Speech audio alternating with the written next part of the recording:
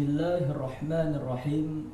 Assalamualaikum warahmatullahi wabarakatuh. Alhamdulillahirrabbilalamin.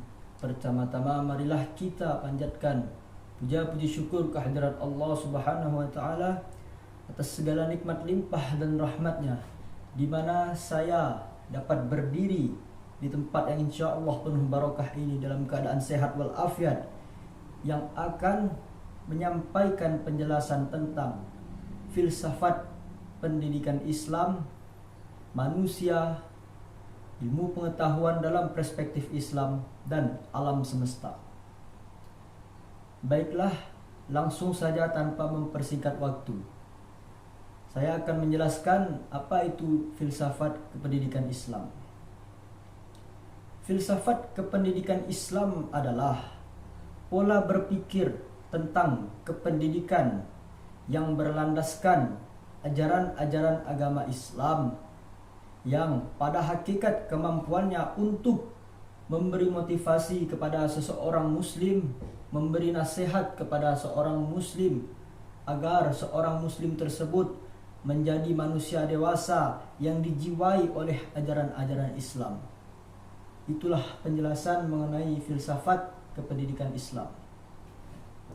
Baiklah, selanjutnya saya akan membahas tentang apa itu alam semesta. Menurut Satrisno, alam semesta merupakan hamparan yang sangatlah luas, yang tidak dapat dibayangkan betapa luasnya, dan tidak bisa diukur betapa luasnya alam semesta tersebut.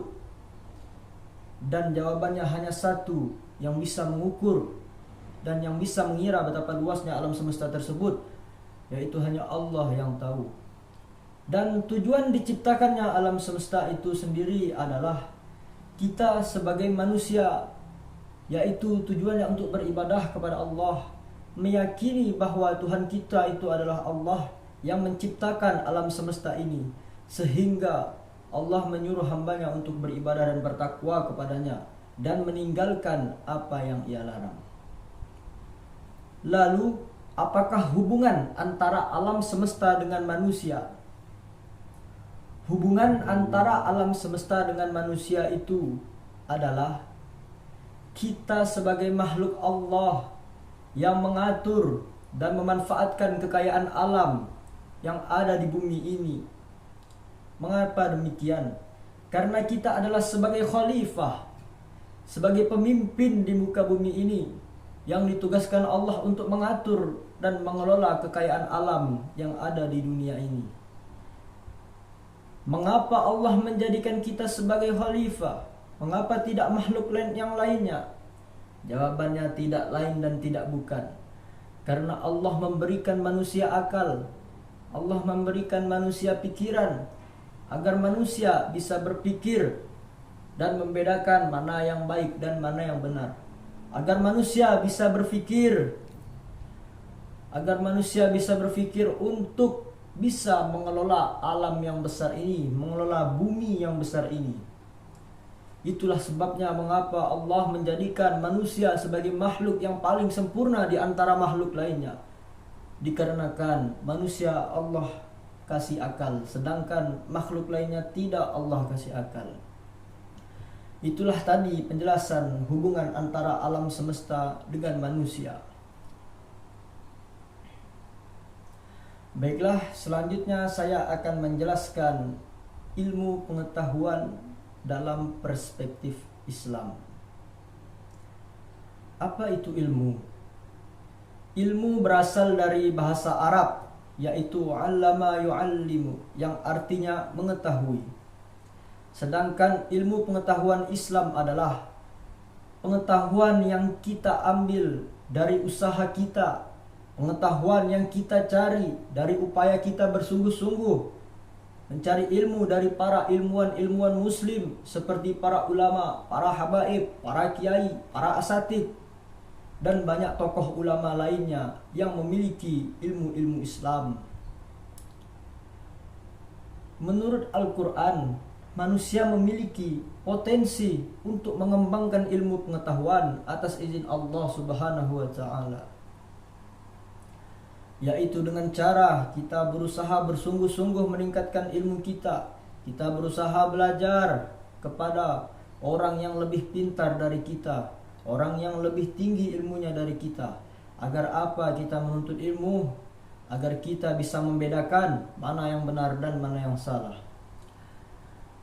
Banyak hadis dan dalil yang menjelaskan tentang kewajiban menuntut ilmu tersebut.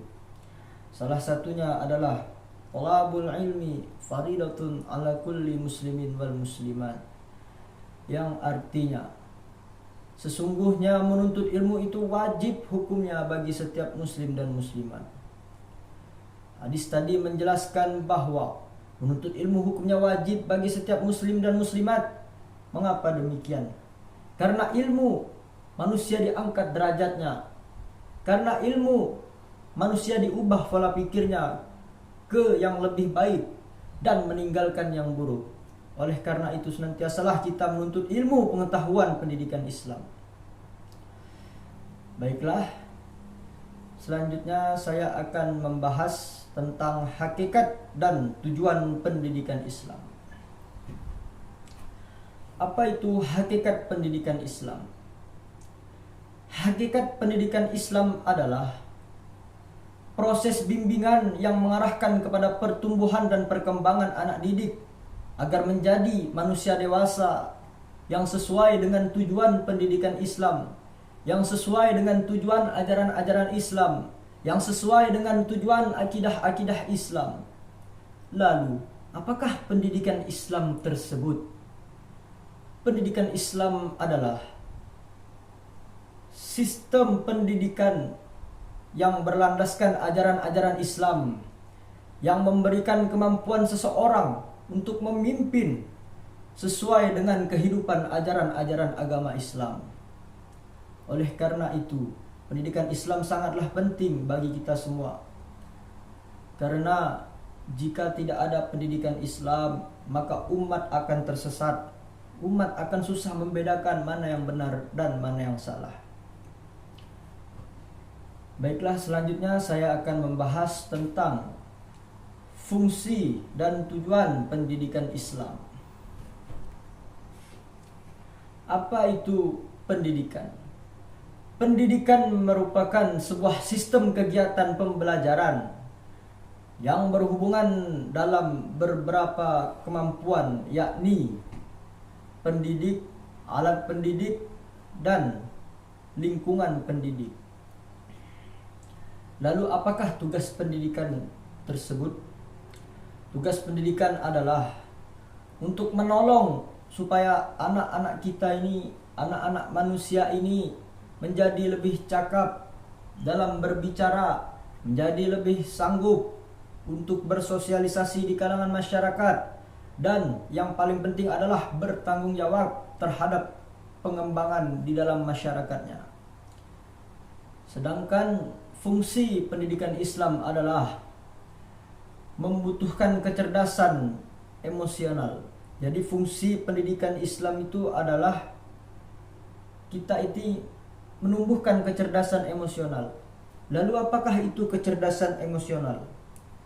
Jadi kecerdasan emosional itu adalah cara kita mengontrol perasaan kita, cara kita mengontrol pikiran kita, cara kita mengontrol emosi kita, agar kita tidak emosi dalam menghadapi suatu masalah, agar kita tetap berpikiran tenang dalam menghadapi suatu masalah.